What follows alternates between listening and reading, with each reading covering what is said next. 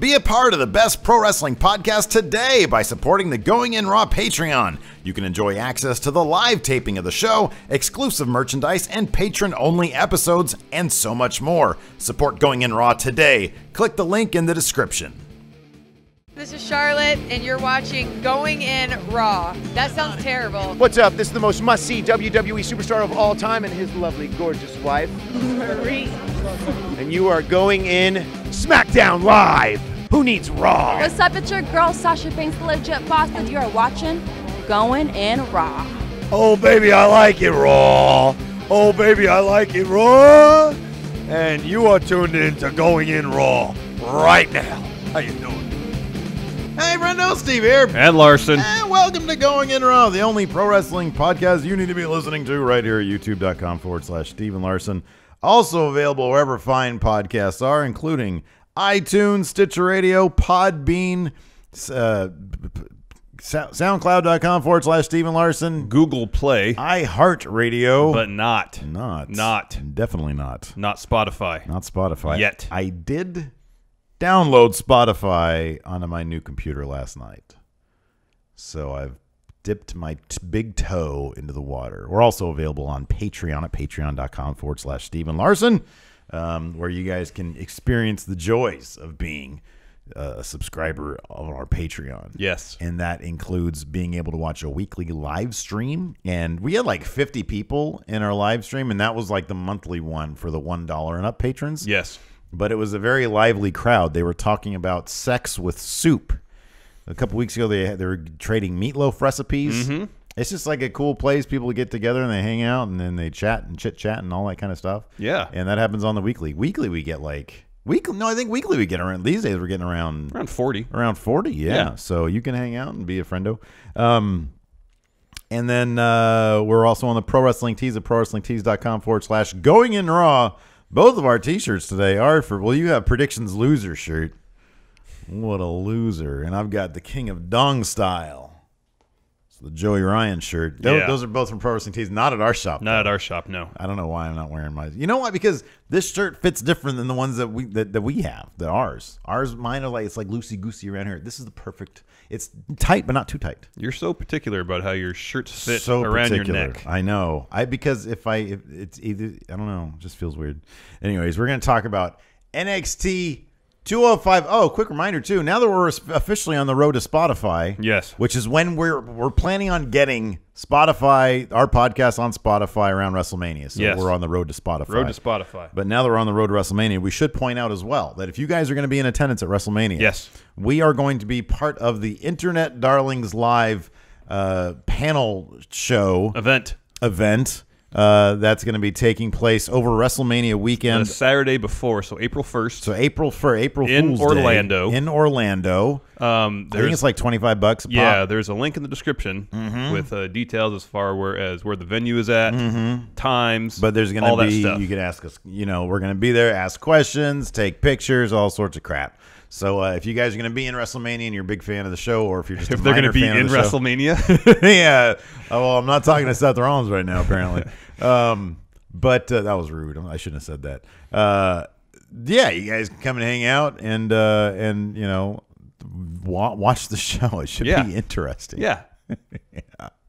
Anyways, we should probably talk now about NXT. Yes, we should. Can we talk about? Can we do this? Can we talk about 205 Live first and get that out of the way? Okay. I'm just not huge on 205 Live these days. You remember it was maybe a month or two ago where the title of our recap video of 205 Live at NXT was something to the extent of, is 205 Live the most exciting WWE program? Right. Because at the time, it seems like it was really good. Yeah. And just this last month and a half, there were some positives last night, but I don't know, man. It just feels automatically stale. It feels like I don't know, main event or Superstars. Kind of feels like it has that feel to it. Well, I think part of it's because they shoot it after SmackDown. Yeah, I know exactly. Yeah, that's exactly why. This is a dead crowd. So anyways, it kicked off with Tony Nese, the premier athlete, versus Lindsay Dorado. Okay match. Yeah. Yeah, it was decent. So they're putting Tony Nese into a program with T.J. Perkins. Yes. So this is what T.J. Perkins is going to do. He's firmly out of the title scene. Now he's being used as enhancement talent for Tony Nese. But it looks like TJ has a T-shirt. Did you notice that? I don't know if it's a WWE Shop T-shirt, be it a shirt that had like a 8-bit avatar of himself on it. Nobody wants that. With T.J. Perkins kind of in, remember Nintendo Power Magazine? Oh, sure, yeah. It kind of looked like that. Font, okay. Oh, I his got you. name on it. Okay. All right. I don't know if it's on WWE Shop, but now I'm curious. No. Yeah, it's either going to be there. It's going to be at ProWrestlingTees.com/not going in wrong. So anyways, let's see. Lindsay Dorado. Is this the one where Lindsay Dorado busted out a stunner? Yeah. What's up with people in stunners these days? I don't know. Everybody can't be doing stunners, and then you don't get a 3 count. Like, I want to know, what is Stone Cold's? What is that? Yeah, that's what it is. But it's not on WWE Shop. It's on Hot Topic. It's on Hot Topic. Well, that's official But WWE. yeah, it's that's WWE official shit, merchandise, yeah. What's up with people in stunners these days? Kevin Owens gave a stunner to Roman Reigns, and he kicked out of it. I mean, it's Roman Reigns. Kicks out of everything. Yeah. But now Tony Nese can kick out of a Here's stunner. the thing, though. Neither of those stunners was preceded by a kick to the gut. You're thinking of the kick to the gut. Okay, so I like that. Here's my speculation now that you've said that, because it's the second time you said it. Now I've processed it. I know what's happening. When you kick somebody in the gut, it generates a diarrheal instinct. I was going to say it knocks the air out of the person. No, it's like Stone Cold knew exactly where you could kick somebody in the gut to instigate a bowel movement. To instigate a watery bowel movement, a diarrheal bowel movement. Okay, and because it has nothing to do with hydration, it's just where you kick a guy, and then when you get the stunner, like the stunner doesn't really put you down, but it's like, man, if I kick out, poo-poo's going to happen. Poop everywhere. Exactly. I don't think that's the case, but we'll go with it anyways. I like it. It's wrestling. Anything's possible. I guess so. So anyways, Tony Nese went over. T.J. Perkins attacked him. Is that correct? Nese, following his win, continued to attack Lindsay Dorado. Oh, yeah, that's right. And then T.J. came out. He broke out after his win. He broke T.J. out. came out and made the save. Yeah, okay. Good for him. I think Tony Nese is going to go over in this feud. T.J. Perkins is going to be jobbing to people left and right. And they still seem to be teasing some sort of program between Austin Aries and Tony Nese.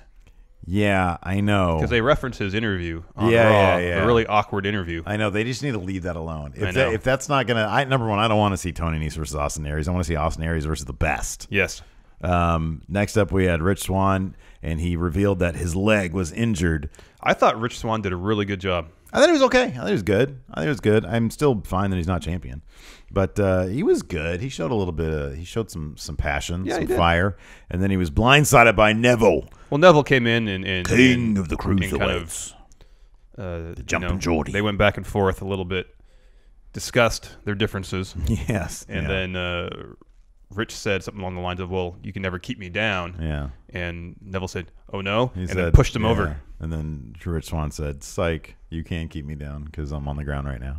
Yeah, it's good. He didn't actually say that. No. I do like Neville, though. I actually like Neville throughout this episode. I think he's like the one kind of bright spot, because I especially liked, we'll get to it in a second, but the backstage segment with him and Noam Dar. Oh, yeah. I like that Neville's just an all-around dick. Yeah. And he's not going to tolerate any sort of foolishness from his, the people in his kingdom. Yeah. The peasants. Akira Tozawa made his 205 Live debut. This is interesting to me, because Akira Tozawa was doing some cool cruiserweight shit. Yeah. And it makes me wonder if, like, they, because you can tell a guy, hey, don't do that. But it makes me wonder if with Akira Tozawa, he was like, well, I'm really cool, and I can just act like I don't know what you're talking about because I'm from a different, I don't speak English. So I'm just going to do my shit. It makes me wonder if there's a dynamic like that. Like, all these guys come in, and Akira Tozawa is a pretty decorated guy. Oh, yeah. And so it makes me wonder if they can tell, like, hey, Tony Nese, Drew Gulak. I don't think Drew Gulak's be doing a whole lot of high-risk moves regardless. He's a technical wrestler. He's just a small guy. He's just a technical map-based wrestler. They say wrestler. Drew Gulak. You know all that crazy, insane, flippy stuff that you used to do? But here's the thing, though. Like, even Drew Gulak, he had to tone down some of his technical wrestling. Yeah. Like his most prominent move is the headbutt to the chest. Even Lindsay Dorado. Yeah. He was doing some cool shit. Yeah. Oh, you meant he was toning it down. Yeah. Yeah. I mean, because Lindsay was doing a lot cooler stuff during the Cruiserweight Yeah, Classic. yeah, no, I know. I mean, that's the basis of comparison. For I me. just look for, you're absolutely right. I just look for any sign of life. Oh, I any know. sign that they're going to go outside the WWE style of wrestling. And when I saw Lince Dorado, I was like, "Oh, this is cool. This is kind of what I want to get back to. Not a bunch of guys who just wrestle a certain like WWE style." But it makes me wonder if like I'm not gonna go far as to say the language barrier, because I'm sure these guys can understand. I'm sure they can communicate with these guys coming in who English isn't their first language. I just wonder if, they could view it as a suggestion as opposed to my career's on the line here in the WWE. Because some of these guys, this is a step up and a huge opportunity, and you don't want to blow it. Some of these guys are probably like, I could see Akira Tozawa thinking to himself, fuck it, what do I care? Like, this is the WWE. I can go back to, Dragon Gate or whatever, wherever, I can go back and make a lot of money in New Japan if I want to. Yeah. It makes me wonder if the guys who kind of give less fucks will perform a little bit more to their, to their liking. I don't know. I think it's an interesting question, though, because I thought Akira Tozawa was very good last night. Yeah. Brian Kendrick on commentary for this match was very good. I love Brian Kendrick. I do really like Brian Kendrick. I wish that he was back in sort of I want him in like an meaty feud, but he is good. He's really good. It would be interesting if, after Austin Aries is cleared to wrestle again. Mm-hmm. And granted, I don't want to see Brian Kendrick not wrestle. Yeah. But if he were not to wrestle, he'd be great on commentary. Oh, he'd be fantastic on commentary. Be so good. Absolutely. If he ever, the day comes where he does hang him up, if that is soon at all, he seems like he can still go. Then Austin Aries gave an interview with Tozawa where he made the old Rush Hour joke. Do you understand the words come out of my mouth? He likes to sort of get borderline offensive with his interviews these days, apparently. That's his thing. I don't know. I feel like Austin Aries can be so much more clever than he's kind of shown, in these interview segments. I know. And it's exclusively the interview segments. Like when he's on commentary, he's very clever. So it makes me wonder if these interview segments are scripted. It wouldn't surprise me. It wouldn't surprise me if, I don't know, some like higher up really likes Rush Hour and decided to throw that line in there. And it's like, you know what? That's better left to the Rush Hour movies, because like the first time you heard it in Chris Tucker's voice, it was kind of funny. But this is like, 15 years later, and why are you still doing that? And then Tozawa, of course, just go ahead and he says something in Japanese in his native language. I assume it's his native language. And Austin Aries kind of no-sells it. So I don't know. It's just like 2 awkward interviews in a row that didn't do much to like service any story. I know. Yeah, I don't know. Anyways, and I'm not being like sensitive about it. It just fell flat. Yeah. And I think Austin Aries shouldn't be feeling flat. Yeah, as good as he has been. Yeah. It's just weird. Yeah. Anyways. Then we had, I love this segment. So Noam Dar and Alicia Fox, Noam Dar and Neville anyways, Alicia Fox was there. They were planning their strategy, and it was really for the main event. It was really Noam Dar trying to appeal to Neville, on how to do things, and Neville was just being very Neville-ish. He was being mean Neville. Yeah. And he's basically like, just follow my lead essentially. And he says, oh, and by the way, I don't care about your love life. Leave your baggage behind. And then he walks off, and you see the look on Noam Dar's face, and he goes, because he knows that Alicia Fox is behind him about the steam. Yep. And he tries to calm her down. She starts getting pissed off. It was pretty good. Yeah, I liked it. It was good. Then on our main event, we had Neville and Noam Dar versus Cedric Alexander and Jack Galley. Yeah.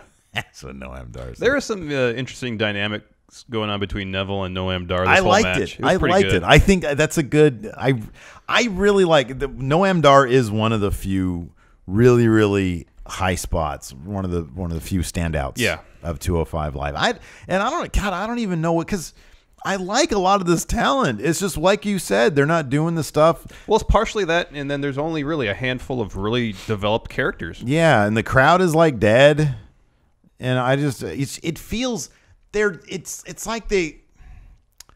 How do I put this?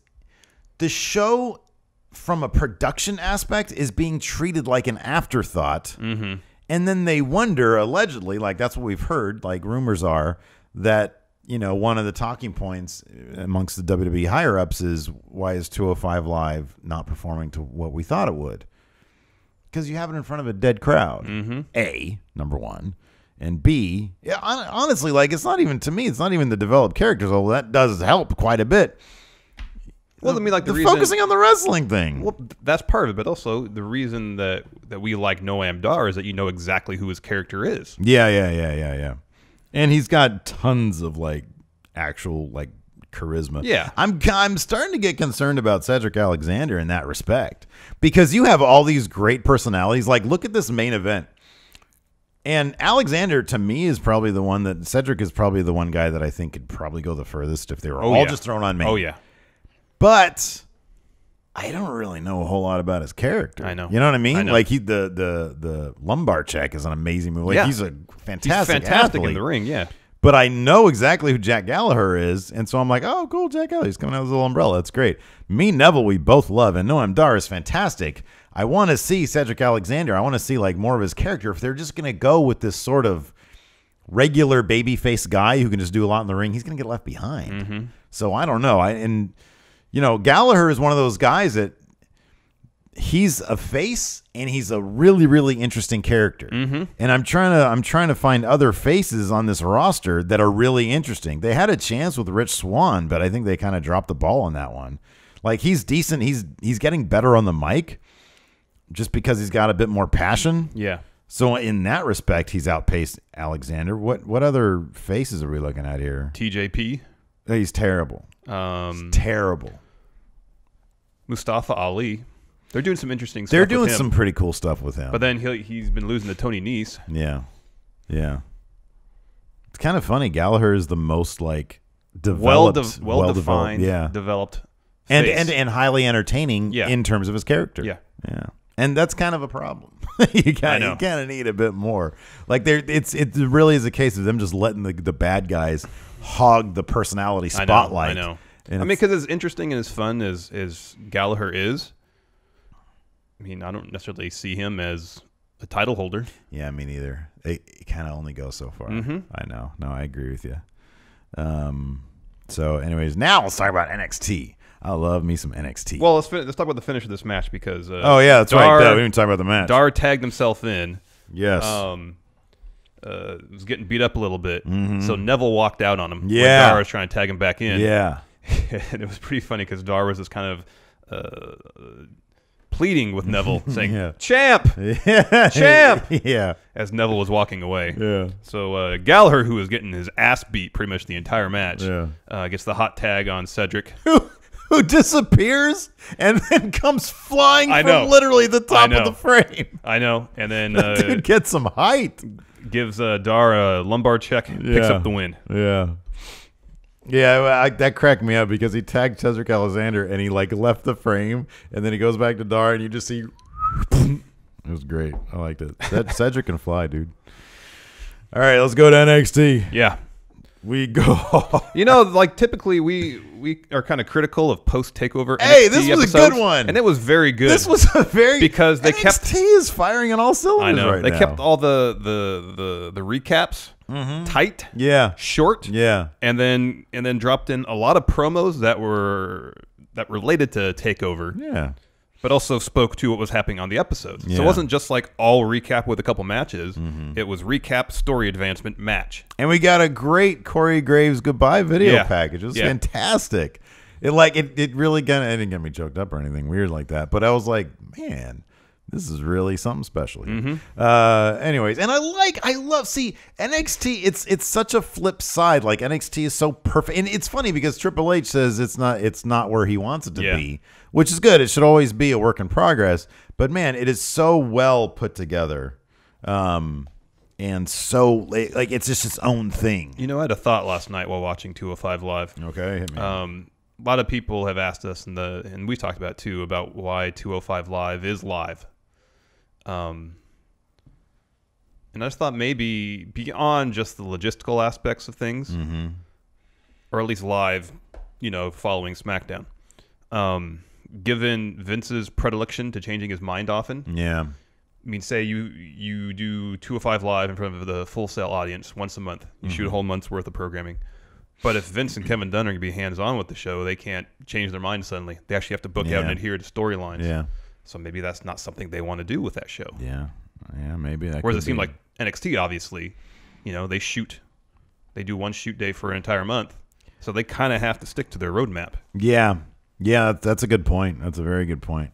Yeah, I don't know. It's a question. Let's see here. Kicking off NXT, we had Ember Moon versus Aaliyah. A very good match. Yeah, it was a good match. Aaliyah's growing in leaps and bounds, man. I really like her. Ember Moon went over. Yep. With that amazing The Eclipse. The Eclipse, like a top turnbuckle stunner. Yeah. It's cool. Then we had an Eric Young promo, sort of from I think Choices. Yeah. It was short, but it was good. Yeah, no, it was really good. And that segued directly into a recap of Ty Dillinger's experience at the Royal Rumble. I actually went back and watched it a couple times. Yeah. Because it made me smile. I know, me too. It was so good. It was so stinking And that good. pop he got Yeah. when he came out. Yeah. I know. Fantastic. It was really, really something else. It was cool.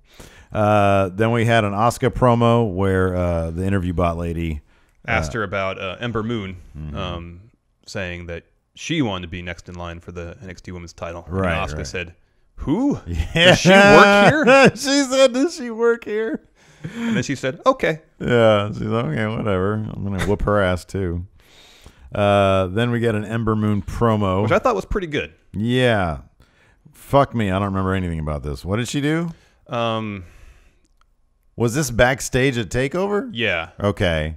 But she kind of, followed up on her Takeover pre-show Oh, statement okay, about okay, all right, I got being you. next in line for Asuka. But I thought it was delivered really well. Okay, that's good. Did she turn into a werewolf? No. That's what we're waiting for. We want her to turn into a werewolf. That will satisfy us in terms of the mystique of her character. Werewolf or GTFO Ember Moon. I'm joking. I love her. She's great. She is good. Yeah. Let's see here. Then, surprise, surprise, we had Tyler Bate in the house. Apparently, according to Wrestling Observer, one of them guys, that's sort of the plan right now. That was one of the, I'm not going to spoil any of this stuff, but in the next round of tapings for NXT, we do see some of our favorite. There's some British strong style happening, and apparently, until I would assume they're going to start bringing in the UK programming, which seems to be the plan, where the belt can be defended. They're going to have some matches on NXT from the UK guys. So I think that's really cool. I think that's really neat. And it's like the four guys that we really love. It's Tyler Bate, Pete Dunne, Trent Seven, and then Mark Andrews. Oh, Wolfgang too. Oh, Wolfgang is in the taping, so I didn't notice that. Okay, Yeah. cool. Right on. That's good. This was a good match.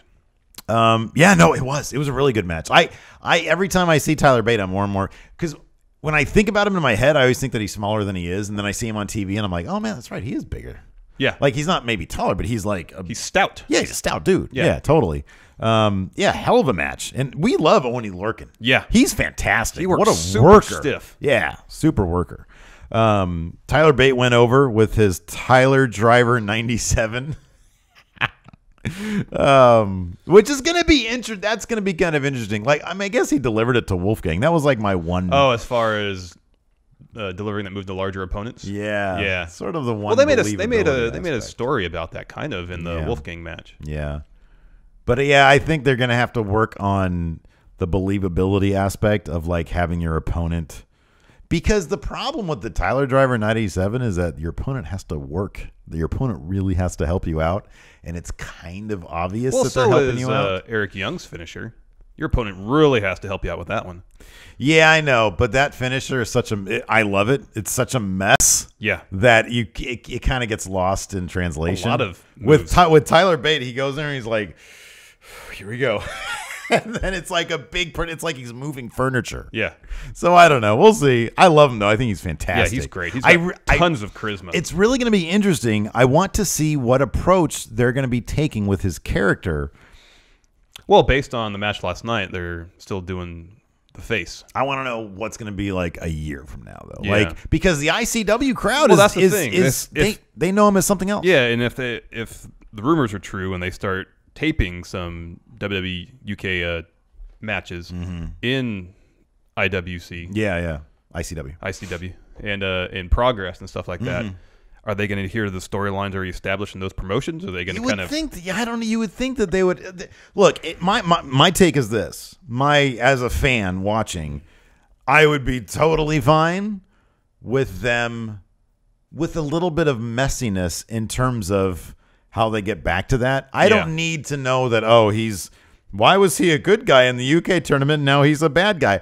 I'm totally fine if they go. If they sort of brush over what we saw in the UK tournament a bit in terms of who he is, my main thing is this. From what I've heard, and I have not seen a lot of ICW, they're very good at what they do. Mm-hmm. I don't really want the WWE saying, "Oh, you're going to be on our network." All right, Kevin Dunn, let's talk about what we're going to do. And then start booking their shows for him. Yeah, I know. I agree. Then we had a Roderick. What do you think about this Roderick Strong promo? This dude needs to be a heel, man. I don't want any part of him as a face. I know. He's got a weak voice. Mm-hmm. That's fucked up to say. I shouldn't say that, but he has kind of a weak voice. It's not convincing. Remember, it was the same thing. Andrade Almas. Yeah. He was not convincing as a face. Yeah. Roderick Strong, I want to be a friggin' asshole. I know. That's the thing, I think, from his promos so far is that he's not convincing. Here's the thing. This is what they could do, man. Oni Lorcan, we both love. I don't know if Triple H loves him, but we love him. Yeah. He gets TV time. The guys like him, this is why I like one thing about DIY that I really love. I talked about my love for Thomas Ciampa recently. He's got the face of a heel. I mean, he's Psycho Killer. You know what I mean? Yeah. But he's a face. Yeah. That's perfect. Mm-hmm. The guys who are like sort of, I don't want to, the vanilla guys like Roderick Strong, who like has amazing wrestling work, but like you hear him talk and you want to fall asleep. Make those guys the heels. Make the dudes who are gnarly looking, who look like natural heels, make them faces. Yeah. That's what you do. Yeah. Yeah. Because freaking Oni Lorcan, make him a face. I know. You know what I mean? Well, he is. To an Who extent. did he fight? He fought Tyler Bate. I know. Oni Lorcan doesn't really exist anywhere on He's the above, face, you're right. face heel spectrum. Yeah, he was taking on Almas. He just goes out there and wants to fight. Yeah, that's all he wants to do. I love that. But guys who want to fight, guys who are willing to throw hard punches, they're faces. Yeah, long as they don't cheat. As long as they don't cheat, exactly. So anyways, let's see here. Then we had Authors of Pain promo. Yeah, it was pretty good. Mm-hmm, that was good. Shinsuke. We had some footage, exclusive footage. Going to exclusive footage of Shinsuke Nakamura after he lost his title. And, he's getting helped backstage by Matt Bloom and the trainer, and they sit him down backstage. And Triple H comes up, goes, "Hey, how you doing, man?" And he asks the trainer, "Is it the kneecap?" And the trainer says yes, and Triple H just does this, more or less. He's like, should have had him on Raw 6 months ago. Oh well. But then the real surprise is that Chris Hero's lurking in the background. Chris Hero is like the biggest NXT like mark now. Like, I know. He's just hanging out everywhere. And so he comes up to Shinsuke and goes, "Hey Shin." Yeah. Hey Shin. Yeah, they're besties. I know. Hey Shin. Not like this, huh? Not like this, man. Not like this. Not like this. And then Shinsuke gets up and they take him back to the trainer's room. Sells him. He's like, "Do you want an autograph? Who are you?" It's like, it's me. Chris Hero is like, "You gained weight." My goodness. And then after that, a Bobby Roode interview following his title victory. He said, "That's so rude." I didn't mean to say that. When he said the interview bot 2.0, because I didn't recognize her either. He's like, "Are you new here?" That wasn't an actual interview bot, was it? No, I don't think so. Yeah. He said, "Are you new here? If you weren't, you would know that blah blah blah." That was like my biggest pet peeve when I was working customer service on the phones way back in the day, is when somebody would say, "How long have you been working there?" "Motherfucker, I've been working here long enough to know you ain't got no money in your account." Well, I worked at a bank. Let's see here. So he said, "This is now you're in the beginning of the glorious era." Exactly. Yeah. Let's see here. Then we had Corey Graves' goodbye promo. Really well done. It was it was really well done. Like there was a lot of stuff in there I hadn't seen before. They showed the most heartbreaking thing was when they showed his retirement. Did you hear people in the audience or something gasp? Yeah, there was one lady who went, "Ah!" There's like a Wilhelm scream. I know. In the audience when he announced his retirement. Ah! And you hear a couple people go, yeah. It's terrible. I know. So bad. Like it made me want to cry. I know. But then they gave a really, really great. It was just a really great video package, and it was like kind of a lengthy one too. Yeah. And then when they come back to the guys live at commentary, Pretty much instantly they cue the Drifters music. oh, and Corey Graves' face sets him off. just sets him off. It was great. And they, build, of course, the Drifters from Pittsburgh as well. Well, they say originally. Yeah, originally, yeah. From Pittsburgh. Yeah, I think that's like that. And then he said, "No, he's not from my hometown. Stop saying that." And he just rips into There's him. that great part during the match where I think Phillips asked him, how do you think the Drifter got here? Yeah. And Corey Graves completely buried the character. It's like, I don't know, Yeah. by a bus, by commercial airplane, like anybody else. Yeah, because everything he talks about is a facade. It was great. That was It was so good. um, And you can tell all three of them, Graves, Phillips, and Percy Watson, Yeah. were having a great time. oh my God, I know, it was amazing. It was and so good. My favorite bit was the fact that when Drifter came out, when he stepped out, he waved goodbye to Corey I know. Graves. It was fantastic. He had kind of a half smile. So all those guys have to love each other Oh, yeah. backstage. You know what I mean? So I don't know. It is, it's one of those things where you're just bummed out because like I get that he's like moving onward and upward, and I think it's fantastic. Like he's obviously a super smart guy, Yeah. and very dedicated and a hard worker. But it's like he's part of the absolute joy, and I think Nigel McGuinness is going to be very good. Yeah. he's obviously but like I kind of feel like it's going to be serious time now. It's hard to replicate the dynamic that Corey Graves and Tom Phillips had. I just hope that within the next 5 years, we'll see Tom Phillips and Corey Graves back together on one of the big two shows Raw. on Raw. I would love that. I mean, maybe if Morrow decides he's tired of getting kicked around by JBL and everybody else, they'll ship Michael Cole over. Because Michael Cole, it's funny, dude, is that people whine, like myself totally included, whined about Michael Cole and JBL. I actually wouldn't mind. I kind of miss them together, to be honest with you. know. I kind of miss them together. I know. So I think that would be fantastic. You put Michael Cole next to and you JBL. know what's funny is that I really like the very short-lived dynamic of Corey Graves, Tom Phillips, and Percy Watson. Yeah. Because Percy Watson, he's not a guy his personality isn't the kind of guy who you're not gonna kick around. It's not like Byron Saxon, who's like so nerdy that he demands you kick him around. Percy Watson fires back. Yeah. And there's a great camaraderie there. Yeah. I would love to see all three of those guys together on doing Raw. I know. Man, that'd be great. It would be great. Let's see. Then, of course, we had the the Drifter gets the... God, I love him so much. He's getting better every week. He is getting better He's getting every really good. week because he knows what he's doing. He knows what he has. And he says, who wants to hear a song? I'm gonna share with you my latest song.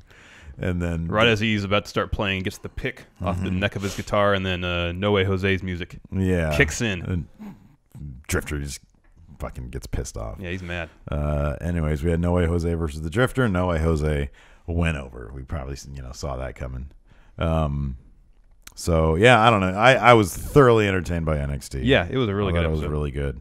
They're getting good at understanding what they need from a takeover to make sure that the next episode is stronger than just a bunch of recaps. Yep.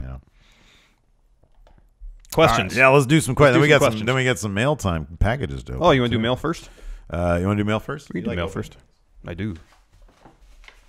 So we're building our set for whatchamacallit. What's it called? Newsplex? Yeah. It's our other set. And people have been sending us stuff. Yes. And sometimes we've been putting it up here. Sometimes I have it over in a stash over there. Get some frames for it because we want the Newsplex set to be a bit nicer. We're real news people now. Frames and such. Frames and whatnot. And so you guys can do the same thing. You can send us I stuff. think it is. Oh, no way. It is, I think. Oh, no. Oh, okay. You thought it was from Shoney's? Yeah. This is from Dane Craig. He says, "Hey, friendos, this is exciting for me to contribute to your studio. I'm 98% a podcast listener, but I keep hearing about your awesome gifts and had to check it out. I don't have many wrestling collectibles, but I do have a Nash, Sting, and Hogan action figures that have infrared chips in them that, when turned on and pointed at each other, start to talk shit at each That's other. dope. Sorry, but you aren't getting those. We'll send a video. But I can part with this, an official Nitro Grill menu from Las Vegas. Dane was a huge fan, Mark, of the NWO back in the day, and he vividly remembers Scott Hall coming down, interrupting the match in his first promo. Oh, I thought he was going to say, I vividly remember Scott Hall coming down and interrupting my dinner. I was certain it wasn't a work. It was so well done. I remember that I used to use 2 VCRs to tape Nitro and Raw each week, and I rewound that episode all the time. I can't remember what I ordered from the Nitro Girl that day, but I would guess it was either the Gold Burger or the Big Sexy T-Bone. Oh. The names on this menu are classic. It doesn't sound appetizing. Headlock, Hot Wings, Macho Man Nachos. Oh, yeah. Starcade Caesar Ooh, Salad. that's what I want. Figure 4 fajitas. Broken Finger Sandwich. That sounds horrible. Raven Cajun Pasta. Crippler Crossface Cheesesteak. Oh, God, that's terrifying. And the most creative one on the menu, Smothered Chicken. And it goes on. Have fun with it. Dane Craig. Thank you very much, Dane. Thank you. That's hilarious that he took a menu from that place. Like, I want to know the story of him stealing a menu from the Nitro Grill in Vegas. Hologram. Oh, my God, it's great. Look at that. It's Nash with a burger. That's some really bad Photoshop there. That's fantastic. Diamond Dallas Burger. DDB. Oh, they have a total package veggie burger. Yes. That's fantastic. Here, open that. I'm going to look through this. All right. Crush Rooms. Oh, God, that's terrible. Oh, man. Uh-oh. This is great. Hey, friendos. Hope you enjoy this Silas Young autograph. Oh, my goodness. I got it his last match for a local Chicago promotion. Oh, my gosh. Called AAW. Oh, look, and it says to Steve Larson. That is awesome. Oh, that's so Thank great. you so much. I've been a huge fan, supporter of Going In Raw since I saw your final deletion review, and I just wanted to send this as a thank you for all the content. My friends aren't as passionate about wrestling as I am, so listening to you guys is one way I really feel connected to the wrestling world, and it really helps with my depression. So again, thank you for all that you do, and I hope this autograph looks great in your set. I cannot wait. Thank you very much. That is fantastic. Thank you so much. Dan Boss, you really hooked it up. That's fantastic. This dude is literally younger than us, man. I know. He looks like he's at least. Oh, wow. They got some great names for the beverages here. Let's hear him. Bashed at the Beach. Oh, that's good. Nitro Loco. Lemon Leg Drop. That's good. That's good. Fear the Spear. Powerbomb Slide. That's great. I like the Diamond. What was it? The Diamond Dallas. DDB. DDB. Diamond Dallas Burger. The Hogan Burger. Hogan Burger's barbecue sauce, bacon, and cheddar cheese. I'm the man. Thunder Burger. You can get that with chili and cheddar The cheese. Thunder Burger has no toppings on it. It's just a classic It's burger. just a classic burger. Oh, no. It's served with lettuce, tomato, red onion, and pickles. Oh, okay. Nothing special about it, though. That was definitely Thunder. Chokeslam cheese fries. Clothesline quesadilla. This is fantastic. That's amazing. God, what a great batch of stuff we got today. Oh, yeah. Thank you very much. If you guys want to send us cool shit, P.O. Box 1814, Orangevale, California, 95662. We'll put a link in the description. That is awesome. A link. We'll put the address in the description. Let's answer some questions. We're going for most popular? Yep. All right. So yeah, if you guys want to have questions for us, we generally give our patrons first crack at the questions, and that's kind of where we pull most of them from. Yeah, for Dirt Sheet, we'll go to Twitter. Yeah. And grab a few. Yeah. But yeah, pretty much for Raw, SmackDown, NXT 205 Live, from the $1 mark and up. First up, we have El Ingobernable de Tejas out of Mayhem. By the way, Saturday night, something's happening on New Japan. I think it's the New Beginnings. It's the first of the two shows. Yeah. Yeah, I think it's the Okada versus Suzuki match. Yeah, I think It's the main so. event, Yeah, so that's gonna be good. Yeah, let's check that out. It's gonna be like starting at 1 o'clock in the morning. I really enjoyed doing that because so many other people were up watching also. Yeah. That it made it like, oh, we're all sort of doing this thing, you know. It was kind of cool. So we'll see if we'll get a crowd in. So to start off, Cien Almas's middle rope pose is actually an Ingobernable's thing. He used to do it when he was tagging with Naito. So thank you for that.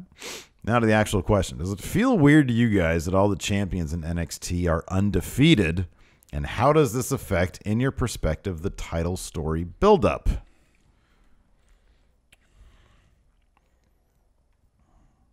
Well, for Asuka at least, whoever, it's going to be a huge event when she actually loses because she's been in NXT for more than a year, hasn't lost.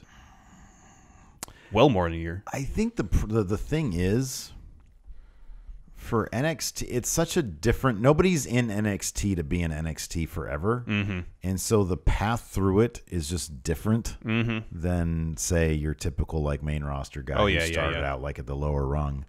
So, and Authors of Pain and Bobby Roode, neither of them have been in NXT that long, right, to really eat a lot of losses. Yeah.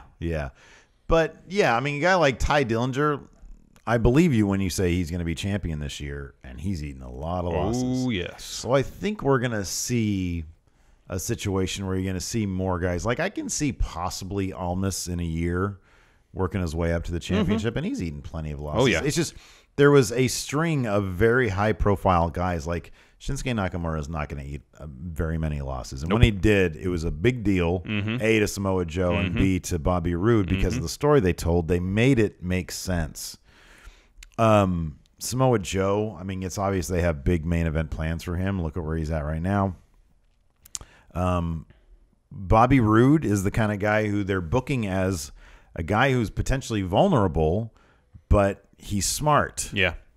And so I don't know. I just think it's different because the top guys they're bringing in NXT is kind of a formality. I know it's silly to say with Shinsuke having been in NXT for almost a year now, but it's kind of a formality for them to get used to the shit. So you don't really want those guys to be suffering losses because it makes them look weak going into the main roster. Especially if they're only going to be in NXT for a year. Exactly, yeah. So I mean, is it weird? It's a case by case thing. You know? So I think, especially in the case of Asuka and Authors of Pain, it makes total sense. It does for them to be sense. undefeated. Yeah. Jericho Kunzman, go ahead. Why can't NXT be a live show instead of a taped show?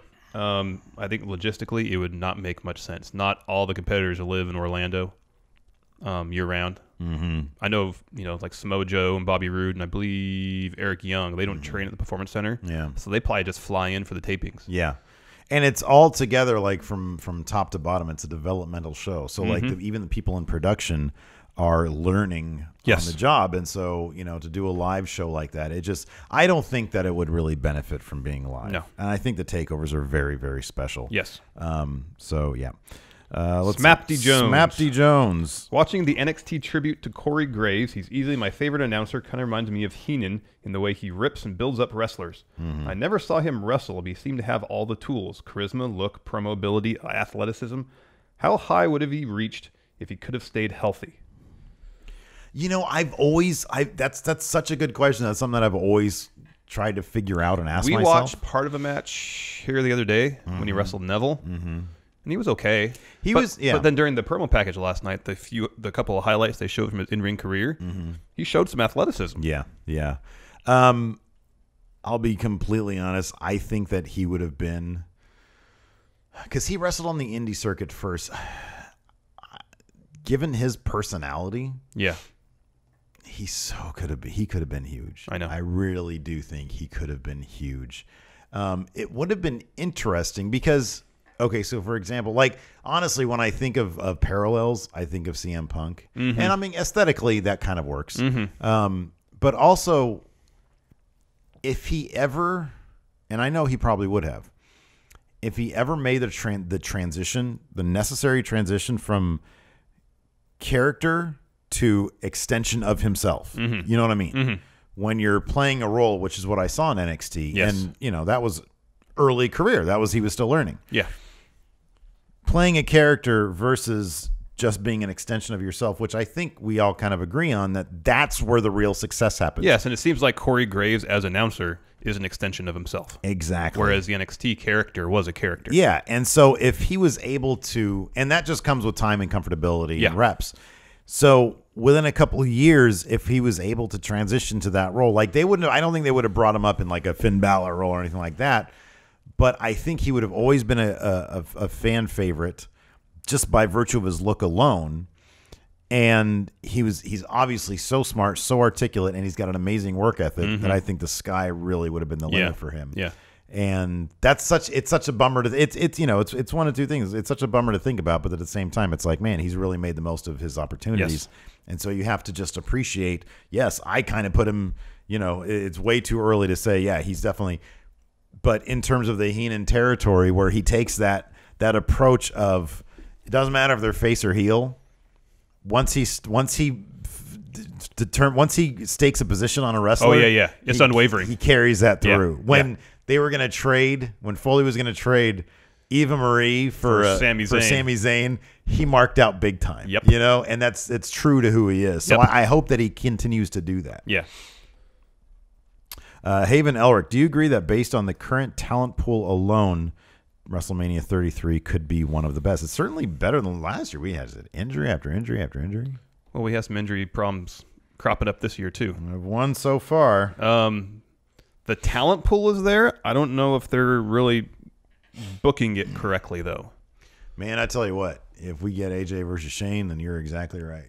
Like, it starts there. Well, it also starts with Undertaker versus Roman Reigns. Oh, my God. Terrible idea. Who should Roman Reigns face? That main. Braun Strowman. Yeah, Braun Strowman. Should have been Reigns, Strowman for the U.S. title. Yeah. That should be the match. Yeah, I agree. I mean, they're doing, if they do give us Jericho versus, did you see March 13th? Jericho, Kevin Owens versus Brock? Were you talking about that on the dirt sheet? Is that in the notes on that? It can be. Okay. It's at a house show, though, right?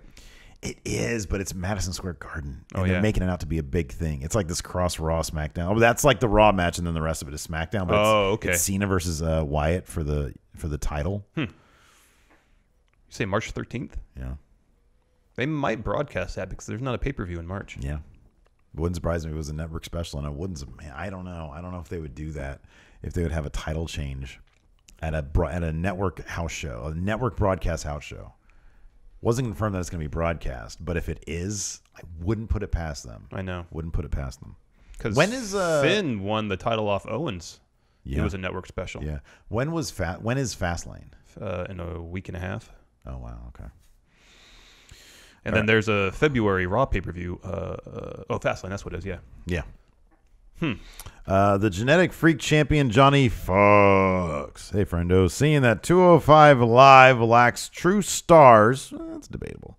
If you can put 3 NXT or main roster wrestlers in 205 Live to improve the roster and make immediate impact like Neville did, who would you choose and why? The first name that stands out to me is Hideo Itami once he returns from injury, assuming he can stay healthy. Agreed. I would say Hideo Itami.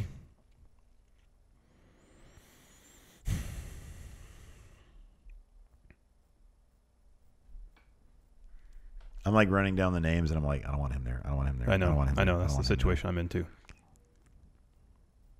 Kalisto. You think Roderick Strong technically is a cruiserweight? Maybe. Possibly. Maybe. Callisto? That ain't helping nobody. That's just more of the same crap. I don't want to see that guy anywhere. Oh, that makes me sad. What about Dolph? He's technically a cruiserweight. Cruiserweight. No, Dolph's too big of a name. You couldn't do that. I'll just say Hideo Itami. That's my only answer I got for you. Okay. CJ Ribley. Since becoming a wrestling fan again, I've become fascinated by second and third generation wrestlers. What second, third, or even fourth generation superstars would you look forward to seeing? For example, he says, I'd like the Daughters of Undertaker and Ultimate Warrior to form a dominant tag team called, you do this one, Ultimate Legacy. Oh, man. I don't know. I have no idea. I'm not being rude. I just don't know. You know Kevin Owens as a kid? So Owens. Because his name is Owen. Owens. Owen Owens, yeah. Yeah, I don't know, man. I don't know who has kids or like I think I saw like an Instagram post of AJ Styles' kids on a trampoline. So, you know, the Styles bunch. I don't I have no clue, man. The Lunatic Fridge, a particularly Titus O'Neil's son. He kissed on the mouth. A particularly negative and analytical question. How long will 205 Live last if they continue making them wrestle the WWE style instead of what they're capable of? I don't know. What's the I don't know what like the if 205 Live is like a massive loss to the companies. I mean, they're just filming it, piggybacking on SmackDown. So all they're really paying for is like are the wrestlers talent. Yeah, you know. I don't know. I mean, honestly, it's a matter of their business model. Mm-hmm. So, but if they're not hemorrhaging money from it, Right. You would think that it would benefit them from having them on the network. Yeah. I mean, they want content, and Yeah. that would seem to be. I mean, that's the one benefit of not doing it through Full Sail or whatever, is that I imagine it's an economical way of producing a show. I would think. Yeah. The second to last real man, Jimmy Thomas. Hey, friendo, Sandy said they wanted to take from Ty, so do you feel that it would have made sense if they came out through the crowd or something and attacked Ty during the Rumble to build on that story? Nah, that'd have been kind of a cluster. Yeah, That'd been odd. it was perfect how they did it. Let Ty have his moment in the Rumble. Yeah. It was pretty, You don't want too much crossover. and it was pretty awesome how it was. Yeah. Eddie Jose Guevara Menivar. I can see that Brian Kendrick is a good wrestler and has good mic skills. I'm having a hard time seeing what's so special about him. Can you shed some light on this so I can get on board? Alex C here actually has a good response to this right here. He says, it's the small nuances of character. He has this inflated ego that he uses as a barrier, but he still shows fear and knowledge of others.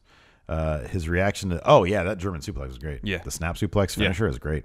His reaction to Tozawa's German suplex was great because it made it look brutal after Kendrick spent large parts of the match somewhat underselling Tozawa.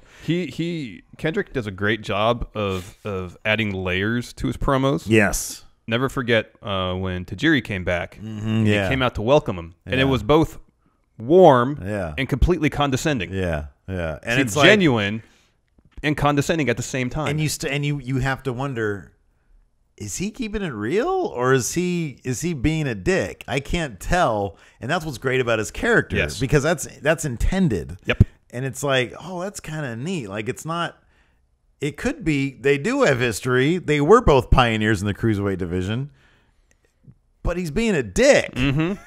But also kind of not. But also kind of not. He might actually be happy to see him.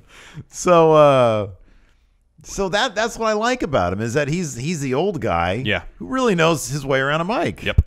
And I think he's a decent wrestler too. Yeah. WWE low level writer asks, haven't watched 205 Live yet, but heard Bailey's fiance wrestle tonight. What were your impressions of him? It's Aaron Solo, Akira Tozawa's opponent. I did not know that was Bailey's fiance. That is very cool. I did not have much of an impression because I was paying attention to Akira Tozawa whipping his ass. So that's good. I wish him all the luck in the world. Yeah. The phenomenal cleaner AJ Omega, with Tajiri hurt and with the 205 Live debut of Tozawa and the Brian Kendrick at the announce table, do you think the WWE creative just said, let's put Tozawa in the Tajiri spot with Kendrick and keep the storyline they were going to do with Tajiri and Kendrick's originally? Maybe. It could be. Well, Kendrick's thing lately has been every newcomer to 205 Live, he's welcomed them in his unique way. Yeah. So in that sense, it fits the storyline that they've been building up with Kendrick. Sexton Hardcastle wants to know if they're going to throw Sister Abigail into the mix of Bray Wyatt going to WrestleMania. I don't know. I have no idea. Yeah, I don't know either. I have no idea how this is going to play out, which I like. Mm-hmm. I would say probably not, because prepare to be underwhelmed. I know. But that's kind of, that should be like a long game, because every once in a while he talks to Sister Abigail in his head. I know. Maybe that's, telepathy or being able to contact. I still like the idea that it's Nikki Cross. Sister Abigail's Nikki Cross. I know. I like that too. Sanity and Wyatt family feud. Yeah. John Herkov. How do you guys feel about the NXT Women's Championship design? I feel very weird about it, and that it doesn't fit Asuka and won't fit. And that it does fit Asuka or doesn't fit Asuka? It says it does fit Asuka and won't fit Nikki Cross. He says does not. He clarifies. Is it just on because it has pink on it? Maybe. And which I don't necessarily disagree with. It's kind of an underwhelming design. Yeah, it is. It is kind of an underwhelming design. Yeah. Feels a little dated. Yeah. Above titles, Alex C. I think we can all agree that Adam Cole's New Japan theme is the best in all of wrestling. Adam Cole, baby. With that in mind, whose theme would you replace with an on-repeating soundbite? Alex C. would replace Hogan's with "I'm the man" over and over. Oh, sorry, with one repeating soundbite.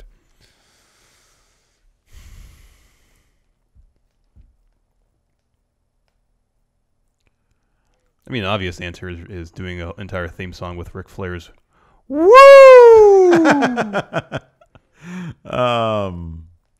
I would like Scott Steiner's theme song to be replaced with just a vile, horrible shoot style promo rambling stream of consciousness, but with that siren they used with him. Okay. Just a blaring siren and him yelling horrible things at people. Okay. That's what I want to hear. All right. Or fat bastard, fat bastard, fat bastard. King of Hostile, Joshua the Dynamic Knight Martinez. So now that Seth is legit hurt, rumors are he's out for Mania. Joe will either go to SmackDown or do the Cena angle previously planned. That was us. That was not previously planned. That was just our hopes. Yeah, or work an angle with Triple H. What would you do? Maybe bring Finn in and work with him for Mania? We're going to talk about this a lot more on Dirt Sheet. The Dirt Sheet. Stay tuned for that. Yeah. Yeah. But no, he was never previously planned to work Cena. Not officially, no. We just figured he'd be perfect sense for SmackDown. That was us. Yeah. The patron formerly known as Danny Lloyd. You guys said you'd like Cedric Neville at Mania, but the likely scenario is a multi-man ladder match spot fest. Who's in it and who's win it? Who wins it? Sorry, can't talk right now. We talked about that on the matches we'd like to see in 2017 countdown, and we actually said ladder match for the Cruiserweight title at WrestleMania. Mm-hmm. That's what I want, yeah. But I want him to say, go out there and steal the show. Yeah. That's the only way. Let's do one more question. That's your directive. Yeah, one more question. Oh, I like this question. Deep fried ball sack. Now that the Authors of Pain have the NXT tag titles, how do you take the titles off them? Wait, sorry? How do you take the titles off them? Who? The Authors of Pain. Oh, okay. Sorry. What did I say? No, there's another. No, it wasn't that. I was reading this question here, and I want to end on this one because it's funny. Okay. How do you take the titles off them? Yes. Fuck if I know.